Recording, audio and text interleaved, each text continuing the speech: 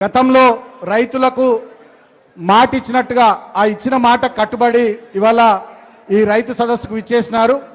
ఇక్కడ అనుకోకుండా ప్రభుత్వం యొక్క దుర్మార్గం వల్ల సకాలంలో వడ్లు కొనకపోవడం వల్ల కొనుగోలు కేంద్రాలు చక్కగా నిర్వహించకపోవడం వల్ల ఆనాడు అకాల వర్షాలకు 4 రైతులు ఆనాడు దుర్మరణం చెందితే మాజీ మంత్రివర్యులు పెద్దలు జీవన్ రెడ్డి గారు ఇక్కడికి వచ్చి మాజీ శాసనసభ్యులు దివాకర్ రావు అన్న వీళ్ళందరూ కూడా కలిసి ప్రభుత్వం మీద ఒత్తిడి తీసుకొచ్చి ఆ రైతు కుటుంబాలకు న్యాయం చేయాలని చెప్పి దాదాపు ఎర్ర టెండలో 4-5 గంటల పాటు రాస్తారోకో చేసిన ఈ మానవత్వం లేని రేవంత్ రెడ్డి ప్రభుత్వం దున్నపోతు మీద వానబడ్డట్టుగానే వ్యవహరించింది తప్ప రైతు కుటుంబాలను ఆదుకుంటామని చెప్పి ముందుకు రాలేదు.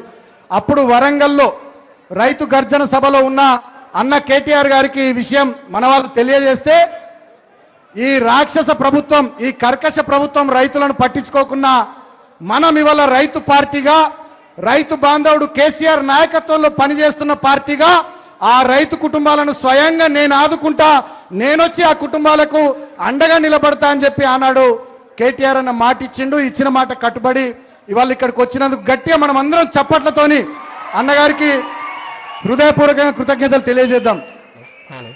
నేను 2-3 విషయాలే మాట్లాడతా, ఎక్కువసేపు మాట్లాడను. పెద్దలు చాలా విషయాలు మాట్లాడతారు.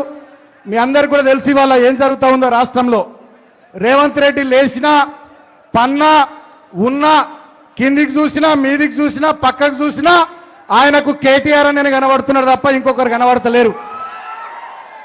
ఇవాళ రేవంత్ రెడ్డి ప్రభుత్వానికి వాళ్ళు ఇచ్చిన 6 గ్యారంటీల విషయంలో కానీ 420 హామీల విషయంలో కానీ చెప్పిన వివిధ డిక్లరేషన్ల విషయంలో కానీ రాష్ట్రమంతా పర్యటిస్తూ రేవంత్ రెడ్డి చేసినటువంటి మోసాలు కాంగ్రెస్ ప్రభుత్వం చేస్తున్నటువంటి దుర్మార్గాలను ఎక్కడికక్కడ ఎండగడుతూ ఇవాళ మా పరిస్థితి ఏందో అని చెప్పి బాధపడుతున్న తెలంగాణ జనానికి ఆపద్ బాంధవుడిలాగా అండగా నిలబడుతున్నటువంటి మన నాయకుడు కేటీఆర్ అన్న.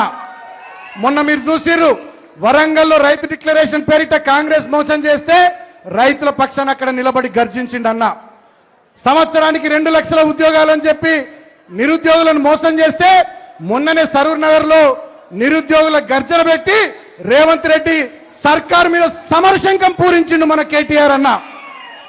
సమస్య ఏదైనా సందర్భం ఏదైనా 2.5 సంవత్సరాలుగా అలుపెరగకుండా పోరాటం చేస్తా ఉన్నాడు. అది లగచర్లలో లంబాడి బిడ్డల మీద రేవంత్ రెడ్డి సొంత నియోజకవర్గం కొడంగల్లో దాడి జరిగినా అన్ననే అండగా నిలబడ్డాడు. హైడ్రా పేరిట హైదరాబాద్ లో పేదల ఇండ్లు కూలగొడుతూ రేవంత్ రెడ్డి రాక్షస ఆనందం పొందుతూ పెద్దలకు గద్దలకు హైదరాబాద్ లో భూముల్ని తాకట్టు పెడతా ఉంటే హైడ్రా పేరిట ఇండ్లు కోల్పోతున్న పేదలకు నేనున్న అన్నగా అంటూ అండగా నిలబడ్డాడు మన అన్న కేటీఆర్ అన్న. మూసీ ప్రక్షాళన పేరిట 10,000 కుటుంబాలను రోడ్డు మీద వారేస్తూ 1,00,000 కోట్ల అవినీతికి రేవంత్ రెడ్డి పాల్పడుతుంటే మూసీ ప్రాజెక్టులో ఇండ్లు కోల్పోతున్నటువంటి అభాగ్యులకు అండగా నిలబడ్డాడు మన కేటీఆర్ అన్న. హైదరాబాద్ సెంట్రల్ యూనివర్సిటీలో కంచెగచ్చ బౌలి భూముల విషయంలో ఆనాడు రేవంత్ రెడ్డి ప్రభుత్వం దుర్మార్గంగా అక్కడి విద్యార్థుల మీద లాఠీ చార్జ్ చేసి కేసులు పెట్టి దాడులు చేస్తూ ఉంటే హైదరాబాద్ సెంట్రల్ యూనివర్సిటీ విద్యార్థులకు అండగా ఆనాడు నిలబడ్డాడు మన కేటీఆర్ అన్న. ఇట్లా చెప్పుకుంటూ పోతే రాష్ట్ర వ్యాప్తంగా ఎక్కడ ఏ కార్యక్రమం జరిగినా ఎక్కడ ఈ ప్రభుత్వం ఏ దుర్మార్గం చేసినా బాధిత ప్రజల పక్షాన పోరాటం చేసే ప్రజల పక్షాన నేను పోరాడుతాను, నేను మీకు అండగా నిలబడతానని చెప్పి రాష్ట్రంలోని ప్రజానీకం మొత్తానికి అన్న అండగా నిలబడతా ఉన్నాడు. దాంట్లో భాగంగా ఇవాళ అన్న మీద ఈ రేవంత్ రెడ్డి మాట్లాడుతున్నటువంటి మాటలు మనం చూస్తా ఉన్నాం. ఇవాళ కేటీఆర్ గారు ఏం మాట్లాడుతున్నారు? నువ్వు చెప్పిన హామీలు నెరవేర్చవయ్యా రేవంత్ రెడ్డి అంటే కేటీఆర్ గారిని కేసీఆర్ గారిని ఎట్లా విమర్శిస్తా ఉన్నారో హరీష్ రావు గారిని మనం చూస్తా ఉన్నాం. కేటీఆర్ అన్న అడిగే ప్రశ్నలకు సమాధానం చెప్పే దమ్ము లేక ఈ దద్దమ్మ ముఖ్యమంత్రి రేవంత్ రెడ్డి అన్న మీద ఫార్ములా ఈ కేసు అని చెప్పి ఒక దొంగ కేసు బనాయించిండు. అన్న అన్నాడు ఛాలెంజ్ చేసిండు, బిడ్డ రేవంత్ రెడ్డి మేము ప్రశ్నిస్తున్నందుకే నువ్వు కేసులు పెడుతున్నావు కదా, అవసరమైతే మా ప్రజల పక్షాన ఎంత దూరమైన పోరాడతాం మేము తప్ప మాట తప్పం మనమ తిప్పమని చెప్పి మొండిగా గట్టిగా నిలబడి ఇవాళ ప్రజల పక్షాన పోరాటం చేస్తున్న అన్నగారి నాయకత్వంలో మనమంతా ముందుకు సాగుదామని చెప్పి మీ అందరికి పేరు పేరున విజ్ఞప్తి చేస్తూ సింగరేణిలో కూడా మీరంతా గమనిస్తూ ఉన్నారు వారసత్వ ఉద్యోగాలు లేవు.